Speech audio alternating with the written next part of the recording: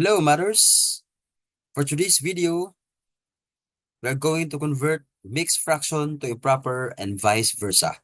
So, kung naka-remember mo sa ato ang previous na video, so ato discuss dito ang about fraction, key parts of the fraction, and kinds of fractions. So this time, we're going to convert mixed fraction to improper and vice versa. So this topic, magamit ni siya especially if you're going to operate fractions, no? Mag-add ba ka, mag-subtract, mag-multiply, or even mag-divide. So are you ready? So let's start.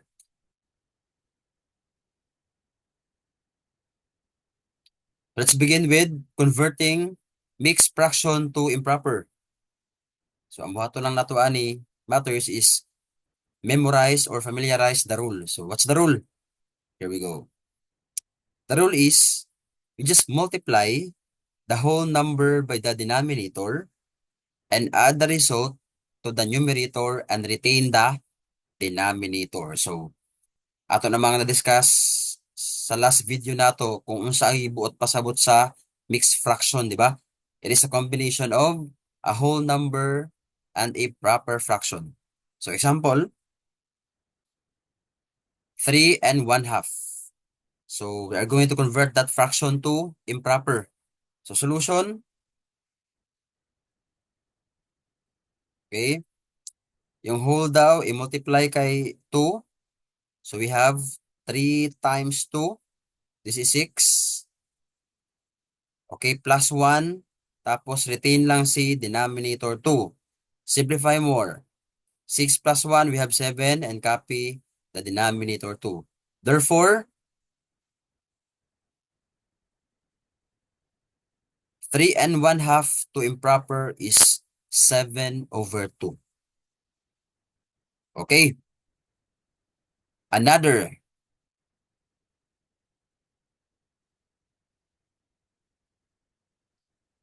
Example 2, we have 5 and 6/8. We are going to convert this fraction to improper. Solution,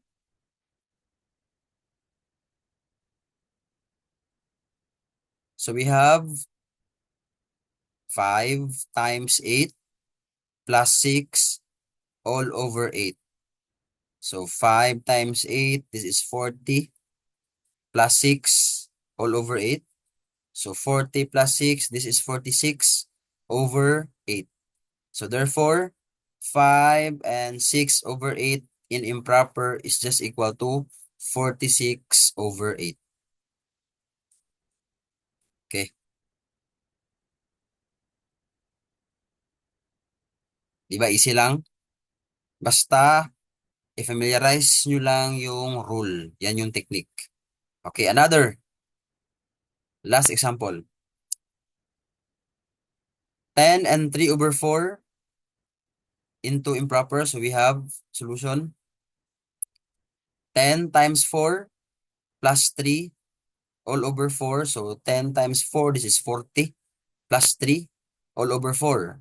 Simplify more.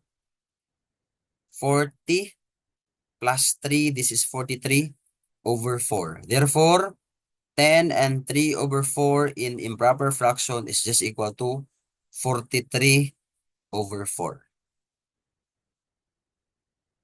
Okay. So now, it's your turn.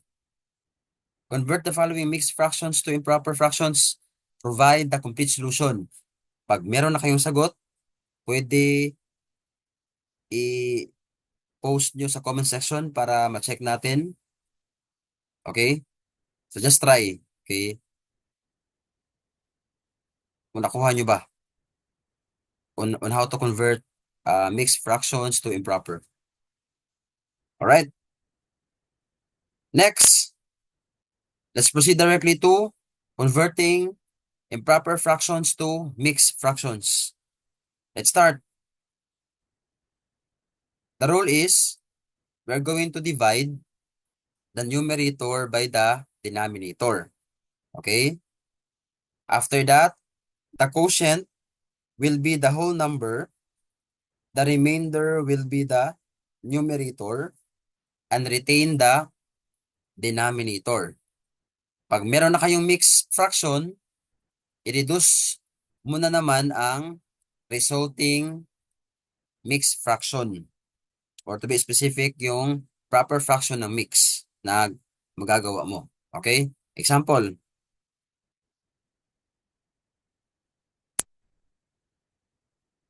convert 6/4 to mix. So, di ba, improper man ito kasi the numerator is greater than the denominator. So, improper siya. Okay, solution, i-divide natin. So, 6 divided by 4. So, the quotient is 1. Tapos, meron siyang remainder na 2. So, pwede natin ipakita ang solution na using the usual method. So, 6 divided by 4. So, we have 1. 1 times 4, this is 4. Minus, this is 2. So, the quotient will be the whole number. The remainder will be the numerator. And retain the denominator, which is 4. Then, after that, yung resulting mixed fraction, kung yung proper fraction doon, pwede pa ma-lowest term, anong gagawin? Okay. Hahanapan nyo lang siya ng GCF or greatest common factor, the one that we discussed last time. Okay? It's up to you kung ano yung gagamitin nyo pag-identify sa GCF. Pwede listing method, pwede namang prime factorization, but mas easy si prime factorization. Pero, pag alam nyo na kung ano yung GCF directly ng numbers like 2 and 4, pwede na hindi na ipakita ang complete solution. Diretso na divide. Diba by inspection, the GCF of 2 and 4 is 2. So divide natin, copy muna si whole na 1, of this one. 2 divided by 2, 1.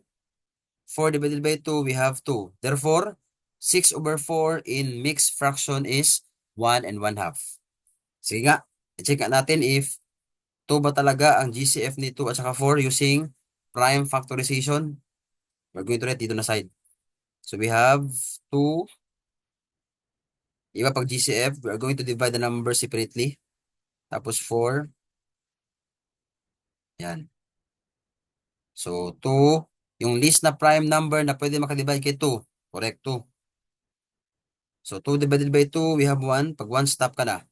Next, sa 4 na naman ang focus. Least na prime na pwede makadivide kay 2. I mean 4. 2, correct. 4 divided by 2, this is 2. And lastly, least na prime na pwede makadivide kay 2. So we have 2. So 2 divided by 2, we have 1. Okay, pag 1 na lahat, tingnan natin yung common na prime factor sa dalawa. So we have 2. Yan. So isang 2. Therefore, the GCF of 2 and 4 is just equal to 2. So tama siya. Tama siya na siya yung ginamit pag-divide dito. Okay. Di ba madali lang? So again, the same kanina, i-familiarize nyo lang yung rule para hindi kayo mawala sa process. Okay? Sige. Next example. Okay, we have example 2. 20/6. Okay. Sige, divide natin. So 20 divided by 6. So we have 3. Tama ba? 3. Okay. 3 times 6, we have 18. Subtract natin. So 20 minus 18, we have 2. Tama ba? Okay. After that, we can now rewrite 20/6 in mix. So the the quotient will be the whole number, which is 3. Tapos, yung remainder na 2 will be our numerator. Tapos, retain lang si 6 na denominator. After that, itong proper fraction na 2/6, kung meron pang GCF, we have to find para masimplify pa siya. So, by inspection, the GCF of 2 and 6 is 2 using prime factorization. So, kayo nang mag-check dyan kung tama ba ang GCF na 2. So, divide natin yan by 2, both sides. both parts rather. So we have this one. Okay. Divide natin ng 2. So we have, retain lang si whole number na 3. 2 divided by 2, this is 1 over 6 divided by 2, this is 3. Therefore, the mixed fraction for 20 over 6 is 3 and 1/3. Correct. Okay. Next example.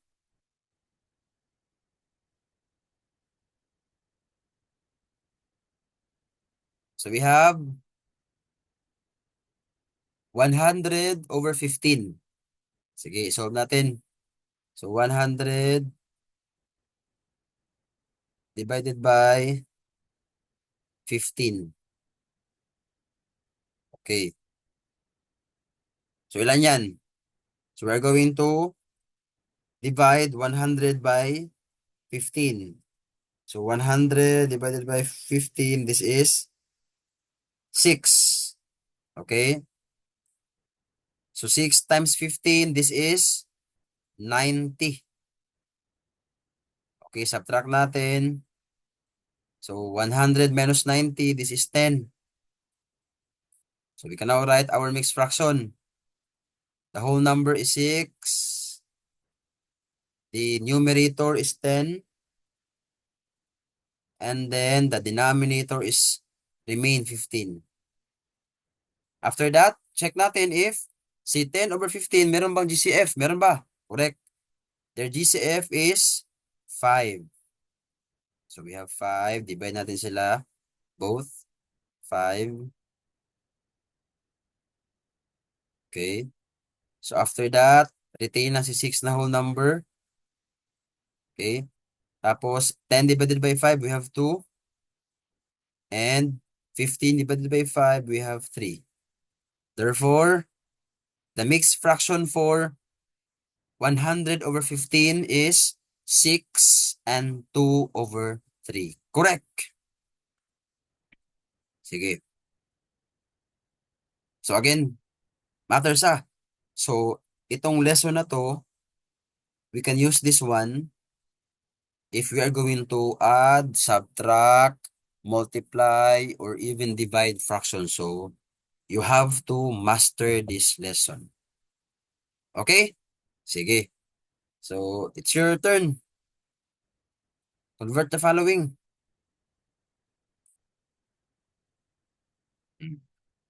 Convert the following improper fractions to mix. Kung meron na kayong sagot, so, i-post nyo lang sa comment section para ma-check natin. And then, if you like this video, paki-like and then i-share sa iba para maraming mga students ang makarecall or like maka-learn how to convert mixed fractions to improper or vice versa. So, see you matters next video. So, for the next video, we will discuss about how to simplify fractions. Okay? See you and God bless. Goodbye.